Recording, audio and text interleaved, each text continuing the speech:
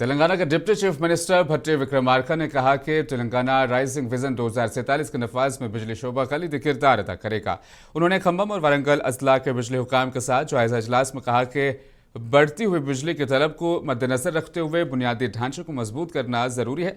उन्होंने सोलर बिजली की पैदावार और बढ़ाने, बिजली मुलाजमीन के लिए खुसूसी वर्दी डायल 1912 को मौसर तरीके से इस्तेमाल करने और हर असेंबली हल्के में बिजली एम्बुलेंस फराहम करने जैसे इक़दामात का ऐलान किया। साथ ही किसानों के लिए सोलार पंप सेट और गरीबों के लिए मुफ्त बिजली स्कीम गृह ज्योति पर भी जोर दिया। इजलास में मुख्तलिफ आला अफसरान, इंजीनियर और बिजली शोबे के नुमाइंदे शरीक थे।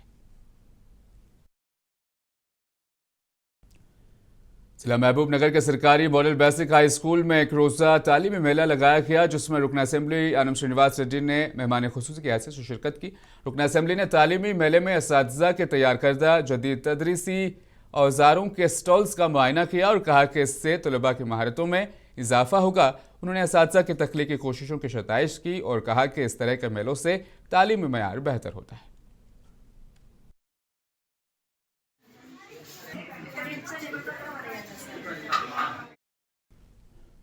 रचकुंडा पुलिस और मलकाजगिरी स्पेशल ऑपरेशन टीम ने खुफिया इत्तला पर कार्रवाई करते हुए घटकेसर में हशीश ऑयल स्मगलिंग करने वाले बैन रियासती ट्रॉली का पर्दाफाश कर दिया। पुलिस के मुताबिक गिरफ्तार अफराद आंध्र प्रदेश व उड़ीसा से ताल्लुक़ रखते हैं और ये गिरोह मंशियात को उड़ीसा से हैदराबाद लाकर फरोख्त करता था। उनके हमरा एक नाबालिग लड़की भी पाई गई, नाबालिग लड़का भी माफ़ कीजिएगा पाया गया। कार्रवाई में पुलिस ने 5 किलोग्राम से ज्यादा हशीश ऑयल जब्त किया, जिसकी मालियत तकरीबन 1.5 करोड़ रुपए बताई जा रही है। रचकुंडा पुलिस कमिश्नर सुधीर बाबू ने कहा कि मंशियात के खिलाफ सख्त इक़दाम जारी रहेंगे।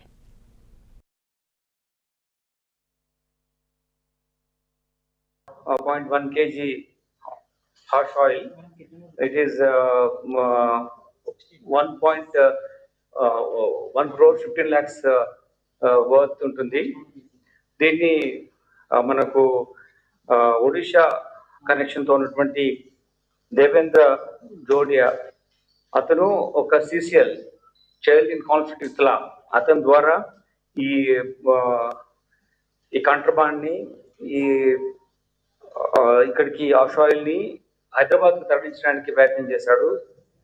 అతను హైదరాబాద్కు ట్రైన్లో చేరుకొని గట్కేసర్లో ప్రాంతంలో సస్పిషియస్ వేలో మూవ్ అవుతున్నప్పుడు our SOT officials already proper system, intelligence system నెట్వర్క్ను ఎస్టాబ్లిష్ చేస్తారు కాబట్టి ఈ మూమెంట్ మీద అవగాహన ఉంది కాబట్టి रियासती वजीर ज़राअत, मार्केटिंग, कोऑपरेटिव और हैंडलूम्स तुमल्ला नागेश्वर राव ने कहा कि खम्बम शहर के बुनियादी मसाइल के हल के लिए हुकूमत संजीदा इक़दामात कर रही है। उन्होंने मुस्तफ़ा नगर में 3 करोड़ रुपए की लागत से BC गर्ल्स हॉस्टल की तामीर का संग बुनियाद रखा।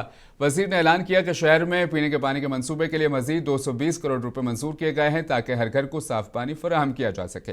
उन्होंने बताया कि खस्ता हाल वेलफेयर हॉस्टल्स की तामीर नौ के लिए भी 9 करोड़ रुपए मुख्तस किए गए हैं।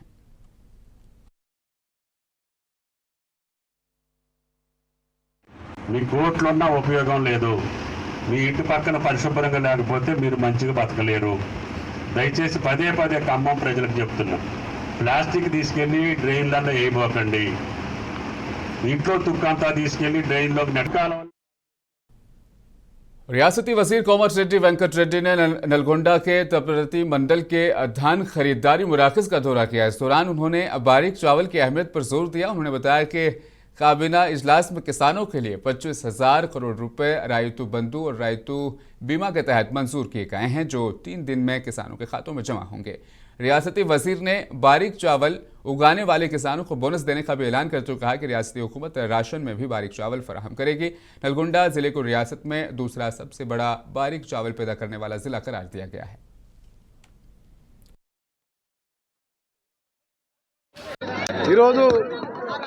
మామిడాల కాజీరామారం అలాగే అంతయ్యగూడెం, గురువేనుగూడెం, తిప్పర్తి మార్కెట్లో లారీలు కూడా లోడ్లు నింపి దాదాపు జిల్లా వ్యాప్తంగా నల్గొండ జిల్లా వ్యాప్తంగా मेदक जिले के हौलीगनपुर मंडल में वाक़ डाइट कॉलेज में फाउंडेशनल लिटरेसी प्रोग्राम पर अमल दरामद के लिए एक आगाही इजलास दरअसल मुनक्किद किया गया। इस इजलास में जिला कलेक्टर ने खिताब करते हुए कहा कि हुकूमत रियासत में मयारी तालीम को फ़रोग़ देने के लिए बुनियादी सतह से तलबा की सलाहियतों को निखारने पर जोर दे रही है। कलेक्टर ने साथ से कहा तलबा की हाजिरी और सीखने की अहलियत को बेहतर बनाने के लिए संजीदगी से काम करें ताकि सभी तलबा कम अज़ कम तालीमी मयार हासिल करें। उन्होंने हिदायत दी कि रवां साल 10वीं जमात के तलबा की 100% कामयाबी को यकीनी बनाने के लिए इक़दामात किए जाएँ।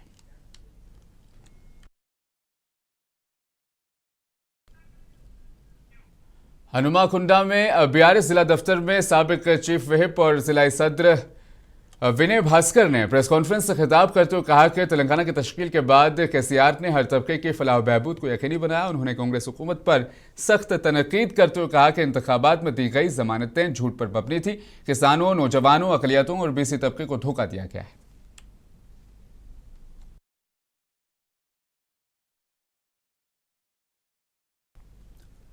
वरंगल में साबिक रुकन असेंबली कॉमरेड की 17वीं बरसी यहां पर मनाई गई है। एम ओमकार कॉमरेड की 17वीं बरसी के तौर पर काफ़ी भीड़ भी देखी गई। वरंगल के इलाके में वाक़े ओमकार भवन में साबिक एमएलए और गरीबों के मसीहा की बरसी के मौके पर तकरीब मुनक्किद की गई। मौके पर एमसीपीयूआई के जिलाई सदर नारा प्रताप और सिटी सेक्रेटरी सागर ने कहा कि ओमकार के 5 बरस के एमएलए मुंतखब होकर गरीब आवाम की खिदमत में उन्होंने नुमाया किरदार अदा किया था। उन्होंने कहा कि ओमकार ने भूख से तड़पते लोगों की फलाह के लिए जद्दोजहद की और उनकी जद्दोजहद आज भी हम सब के लिए तहरीक है। प्रोग्राम में जगदीश, मल्लिकार्जुन, नागेश के अलावा दीगर भी मौजूद थे।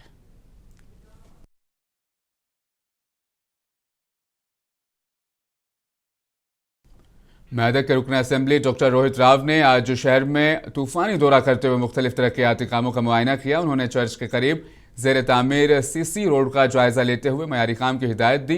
दौरे के दौरान उन्होंने मुस्तहकीन में शादी मुबारक स्कीम के चेक्स भी तकसीम किए।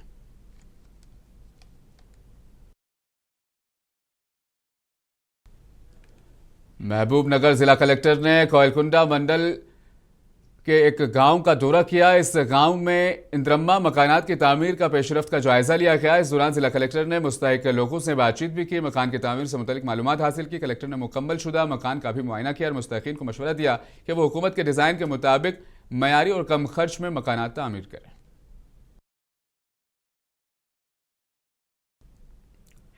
जगतियाल जिले में वाक़े झील के पुश्ते में शगाफ पड़ने के खदशे के पेश नज़र डैम सेफ्टी हुकाम ने आज यहां पर मुआयना किया। हाल ही में झील के पुश्ते का कुछ हिस्सा ज़मीन में धंसने के बायस किसानों में तशवीश पैदा हो गई, जिस पर महकमा आबपाशी ने फौरी तौर पर माहिरीन की टीम को रवाना किया। मुआयने में एनसी नामराजू, सेफ्टी ऑफिसर विजयलक्ष्मी और दीगर मौजूद रहे। हुकाम ने पुश्ते की मरम्मत के लिए तफसीली रिपोर्ट तैयार करके हुकूमत को भेजने का फैसला किया है ताकि फौरी इक़दाम किए जा सकें।